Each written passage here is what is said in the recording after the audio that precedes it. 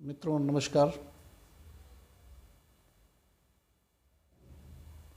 जैसा कि हम लोग जानते हैं 1756 में बंगाल का नवाब अली वर्दी खान था।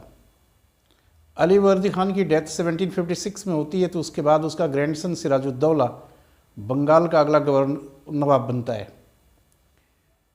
सिराजुद्दौला और अंग्रेज़ों के बीच में, अंग्रेज़ों को जिसका कमांडर रॉबर्ट क्लाइव था, रॉबर्ट क्लाइव की लीडरशिप में अंग्रेज़ों ने, ब्रिटिश ईस्ट इंडिया कंपनी ने सिराजुद्दौला को क्रशिंग डिफीट दिया प्लासी के मैदान में, और ये वर्ष था 1757।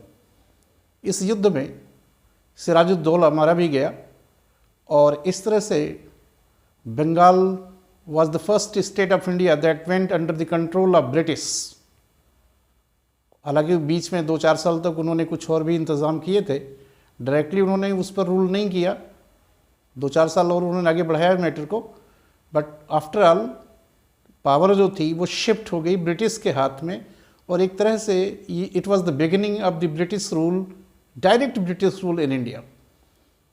तो सिराजुद्दौला के बाद जो कंपनी का जो रूल था, जो ब्रिटिश ईस्ट इंडिया कंपनी का रूल यहाँ पर शुरू होता है, और ब्रिटिश ईस्ट इंडिया कंपनी ने अपना जो प्रतिनिधि, दैट इज़ रिप्रेजेंटेटिव, जिसको चुना वो रॉबर्ट क्लाइव था, और रॉबर्ट क्लाइव को बंगाल का फर्स्ट गवर्नर अपॉइंट किया गया।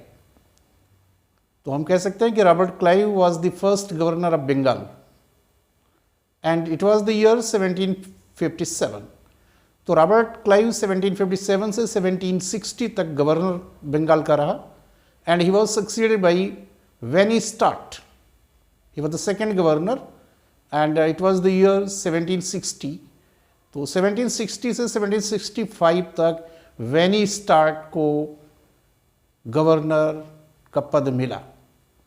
वेनी स्टार्ट 1765 में रिटर्न हो गया इंग्लैंड के लिए, और उसकी जगह पर रॉबर्ट क्लाइव को फिर से वापस किया गया, और रॉबर्ट क्लाइव 1765 से 1767 तक एक बार फिर स्थिति को संभालने के लिए, एक्चुअली स्थिति उस समय थोड़ी सी बिगड़ सी गई थी अंग्रेज़ों की यहाँ पर, लेकिन उसे फिर वापस लाया गया। हाँ, एक बात और है कि इससे पहले जो 1764 में मीर कासिम और अवध का नवाब, जो मीर कासिम भी बंगाल का नवाब ही था, जिसको अंग्रेज़ों ने सिराजुद्दौला के बाद अपॉइंट किया था मीर जाफ़र के बाद, तो अवध का जो नवाब शुजाउद्दौला, मीर कासिम बंगाल का गवर्नर, दैट इज़ नवाब, और मुग़ल सम्राट शाह आलम सेकंड, इन तीनों की कंबाइंड आर्मी जो कि बक्सर में मिली। Buxar is a place in Bihar. तो बक्सर में 1764 में इन तीनों की कंबाइंड आर्मी को 1764 में अंग्रेज़ों ने फिर से इनको डिफीट दिया। सो 1765 से 1767 तक रॉबर्ट क्लाइव की दूसरी इनिंग रही, और रॉबर्ट क्लाइव के बाद कार्टियर को 1767 से 1769 तक गवर्नर बनाया गया, और उसको रिप्लेस किया वॉरेन हेस्टिंग्स ने। तो वॉरेन हेस्टिंग्स जो था वो as a governor of Bengal, वो 1769 से 72 तक, मतलब 3 इयर्स तक वो बंगाल का गवर्नर रहा। एंड उसके बाद जो बंगाल के गवर्नर की जो डेजिग्नेशन थी, एक्चुअली ब्रिटिश द कंपनी ने, ब्रिटिश गवर्नमेंट ने जो कंपनी रूल कर रही थी एक्चुअली, तो कंपनी ने जो गवर्नर की जो डेजिग्नेशन थी उसको उन्होंने गवर्नर जनरल में कन्वर्ट करा दिया। तो 1772 में जो बंगाल ऑफ गवर्नर हुआ करता था वो हो गया गवर्नर जनरल ऑफ बंगाल। तो रॉबर्ट क्लाइव जो था फर्स्ट गवर्नर ऑफ बंगाल था, और last governor of Bengal Warren Hastings था।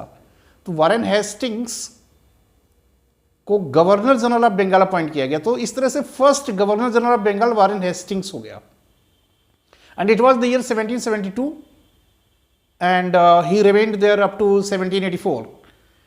तो बंगाल के इस गवर्नर से गवर्नर जनरल की जो शिफ्टिंग हुई 1772 में, दैट वेंट अप टू 1828।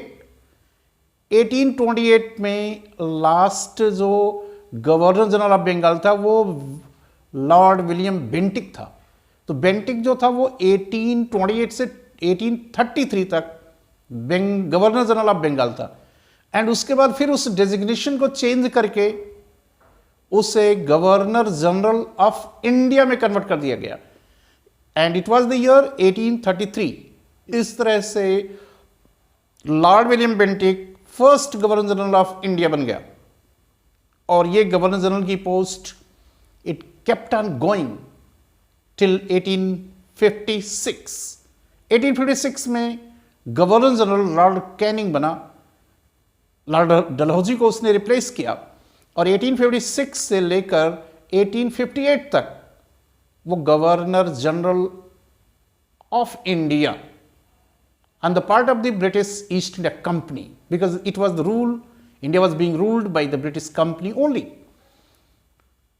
1857 में हिंदुस्तान में अंग्रेजों के खिलाफ जो एक जबरदस्त जो रिवॉल्ट हुई, उसके बाद इंडिया में अंग्रेजों का रूल, जो ब्रिटिश कंपनी का rule, that came to an end. And the rule of India, the power of the company went under the direct control of the British government, that is under the British parliament.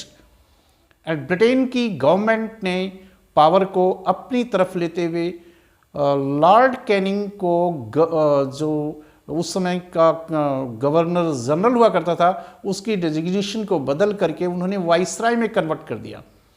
तो इस तरह से Lord Canning was the last governor general of India of the British rule, and he became the first viceroy of the British government in India. तो इस तरह से 1858 में company का रूल हिंदुस्तान में एंड हो गया और यहां पर ब्रिटिश क्राउन की गवर्नमेंट या रूल स्टार्ट हो गया। India went under the control of British crown, British Parliament, British government, and Lord Canning became the first viceroy of India. और ये सिस्टम चलता रहा up to the independence of India.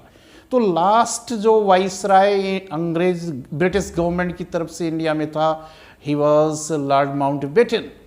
तो जो 15 अगस्त of 1947 को India को जो इंडिपेंडेंस मिली, तो उस समय गवर्नर वाइसराय जो था वो लॉर्ड माउंटबेटन था।